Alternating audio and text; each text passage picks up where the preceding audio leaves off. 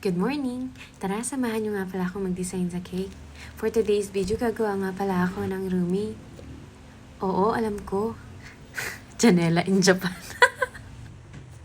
So, ito na nga yung tunay ko na boses. Ayan. Oo, alam ko matagal na simula nung nag-last voiceover ako. At yes, nagbabalik ang inyong abang lingkod. Oo, na-miss ko na nga mag-voiceover at gusto ko lang din i-share tong aking recent cake design. Since marami nga nagtatanong at may nag-PM pa kung paano daw ba gawin itong roomie cake. Sa mga nakakakilala sa akin at sa mga matagal ko ng followers, alam nila kung paano ko sinisimulan yung pagdodrawing, ano yung mga gamit ko, at ano yung mga techniques na ginagamit ko. Syempre sa mga bago nating followers.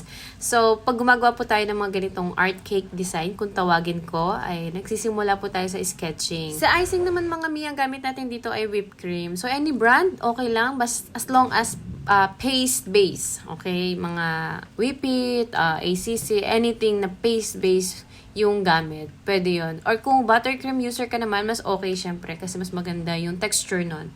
For coloring naman mga mi, pwede kayong gumamit ng gel food color or yung ginagamit ko na Crocs oil-based food color. Parang napapadalas na ngayon yung paggamit ko ng mga oil-based food color since hindi siya masyadong nag-i-stain sa aking mga kamay or sa aking daliri. And also parang mas less yung pagbi-bleed niya. Hindi ganun kabilis. Unlike ng mga gel food color or yung mga normal na food color.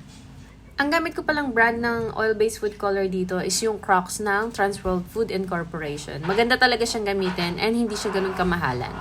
So, yun lang yung masashare ko. Comment kayo kung may mga tanong pa kayo. Gagawin natin ng video. So, yun lang. Bye-bye!